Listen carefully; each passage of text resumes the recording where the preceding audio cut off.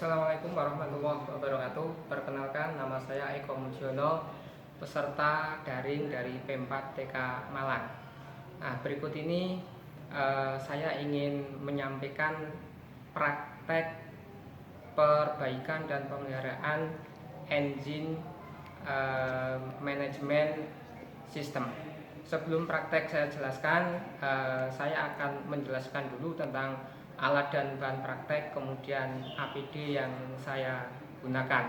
Yang pertama, APD yang saya gunakan, yang pertama adalah kaos tangan, kemudian saya memakai wearpack, pakaian kerja, kemudian memakai safety shoes. Kemudian alat dan bahan di caddy, ada dua caddy di depan saya ini, sudah ada hand tool, kemudian ada pemanas, kemudian di sini ada pompa vakum, ada lampu, ada adaptor, kemudian ada scan tool, kemudian ada avometer, kemudian di bagian sisi samping di sini ada manual book sebagai acuan praktek. Dan di dalam kaji ini juga masih ada beberapa alat, diantaranya ada obeng min, ada tang, kemudian ada kunci kombinasi.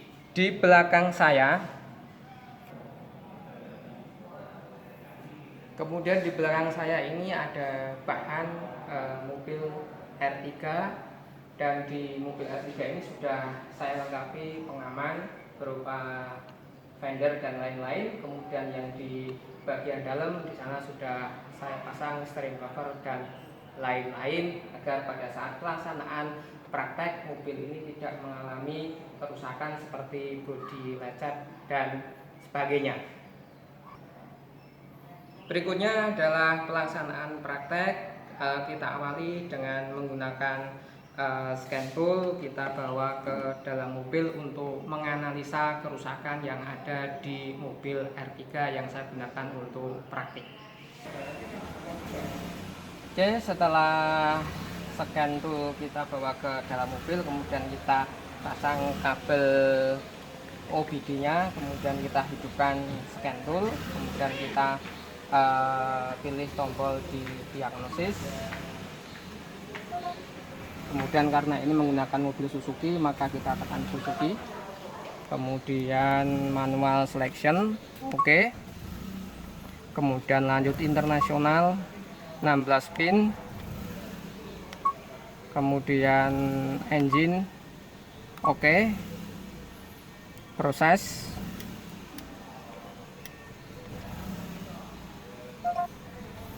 Oke, kemudian di DCC analisis, proses lagi. Nah, di sini akan terdeteksi bahwa scan ini akan membaca mobil yang saya gunakan ada dua kode trouble sensor, 1P0107 dengan manifold absolute pressure, kemudian yang kedua adalah P0113 intake air temperatur sensor. Setelah scan tool mendeteksi dua sensor, maka kita lakukan pemeriksaan berikutnya. Setelah teranalisis dari scan tool, terdeteksi bahwa ada dua sensor yang mengalami kerusakan, yaitu sensor MAP dan IAT. Adapun letak sensor MAP adalah posisinya di bagian sini, kemudian yang sini ada sensor IAT. Kemudian saya lakukan perbaikan untuk sensor MAP. Terlebih dahulu kita lepas soketnya, kemudian kita lepas menggunakan kunci sok ukuran 10. Setelah sensor MAP terlepas, maka kita lakukan pemeriksaan tegangan. Adapun pemeriksaan tegangan kita menggunakan dua alat ukur, satu menggunakan avometer, yang kedua menggunakan adaptor. Adaptor ini digunakan untuk memberikan arus. Adapun untuk avometer atau multitester, selektor kita arahkan ke posisi 10 dCV. Tetapi sebelum dilakukan untuk pemeriksaan, alangkah baiknya biar hasil pemeriksaan nanti akurat, maka kita lakukan kalibrasi terlebih dahulu. Posisi jarum harus menunjukkan di angka 0 pada avometer. Berikut pemeriksaannya dengan satu sensor MAP ini mempunyai tiga kaki atau terminal. Yang posisi di sebelah kanan saya ini adalah terminal nomor 1, 2, dan 3. Ini adalah pemeriksaan yang saya sampaikan tadi, bahwa hasil dari spesifikasi adalah sekitar 4,1 volt. Terbaca di dalam pemeriksaan sensor MAP ini adalah 4,0 volt. Selanjutnya, setelah pemeriksaan yang pertama tadi, maka sensor MAP ini kita beri perlakuan tekanan dengan menggunakan pompa vakum. Nah, di sini saya butuh bantuan dari teman untuk melakukan pemompaan vakum terhadap sensor MAP.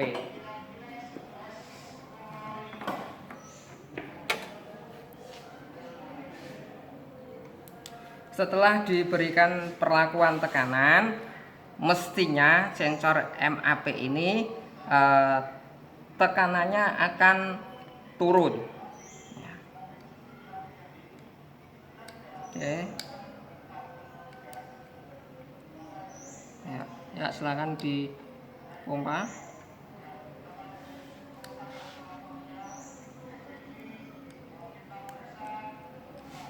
Belum bergerak jarumnya.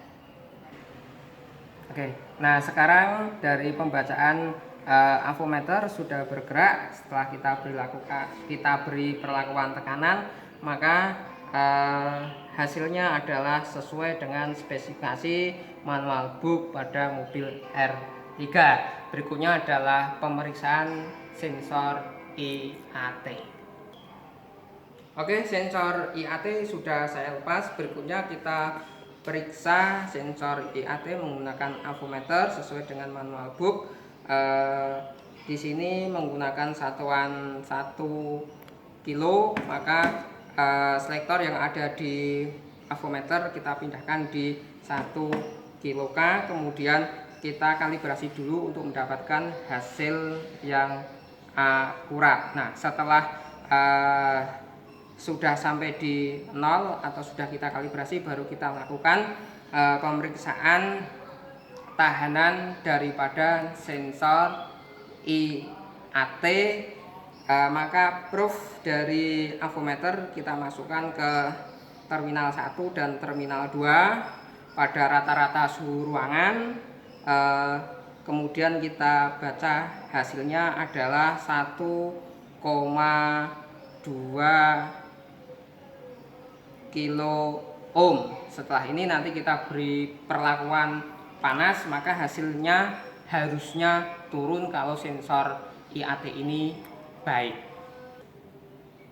Sensor IAT akan saya masukkan ke dalam air yang sudah saya panaskan dengan suhu kurang lebih 50 derajat Celcius.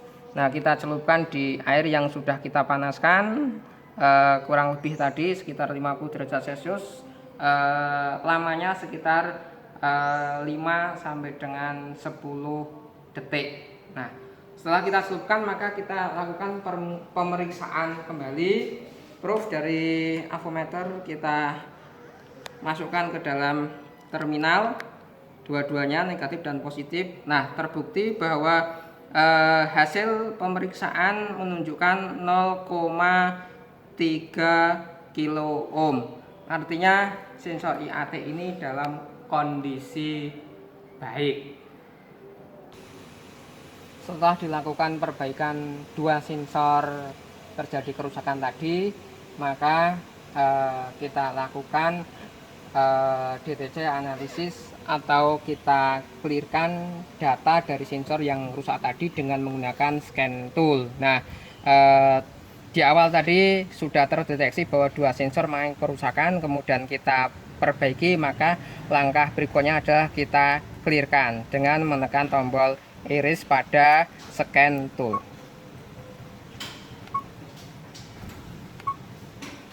Nah, sekarang sudah tidak ada kerusakan pada unit mobil R3 yang saya gunakan untuk praktik. Berikutnya kita melakukan pemeriksaan injektor.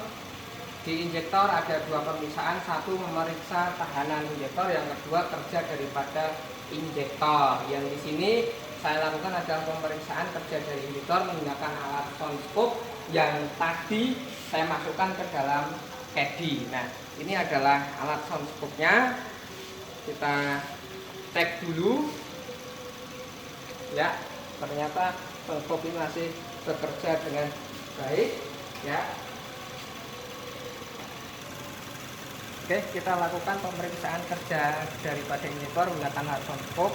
Sound scope ini kita tempelkan pada bodi injektor. Nah, ternyata di pemeriksaan ini saya dengarkan bahwa injektor ini masih bekerja dengan baik dengan tanda mesin hidup, penyemprotan bahan bakar melalui katup yang ada di dalam injektor bekerja. Saya dengarkan melalui telinga dan menggunakan alat sound scope ini berbunyi tik. Artinya injektor tersebut masih baik. Berikutnya adalah pemeriksaan daripada tahanan injektor. Pemeriksaan tahanan injektor menggunakan alat avometer. Avometer pada selektor kita rubah menjadi satuan ohm, kemudian kita kalibrasi untuk mendapatkan hasil yang maksimal. Berikut pemeriksaannya.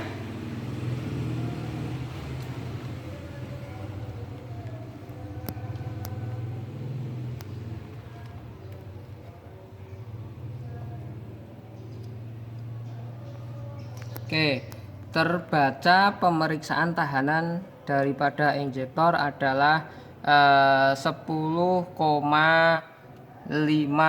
ohm. Kemudian kita lihat spesifikasi yang ada di manual book bahwa di sini tahanan daripada injektor diketahui 11,6 sampai dengan 12,4. Maka kita lakukan pemeriksaan ulang jika ada masalah dengan alat atau posisi spoon yang kurang tepat. Oke, setelah kita lakukan pemeriksaan kembali, ternyata kesalahan yang tadi adalah kalibrasi alat yang kurang tepat, sehingga kita kalibrasi ulang, kemudian kita lakukan pemeriksaan lagi, terbaca bahwa tahanan daripada injektor adalah 12,00 ohm. Maka kita lihat di manual book bahwa pemeriksaan tahanan injektor hasilnya baik. Oke, berikutnya adalah pemeriksaan yang terakhir, pemeriksaan motor throttle. Mari kita lepas dulu soketnya motor throttle. Oke, sudah terlepas. Bahwa di motor throttle ini ada 6 terminal. Posisi terminal 1 adalah bagian atas, kemudian ke bawah 1, 2, 3, 4, 5, dan 6. Kita periksa tahanannya. Untuk avometer tetap posisi selektor di ohm, kemudian kita kalibrasi. Setelah itu kita lakukan pemeriksaan tahanan daripada motor throttle.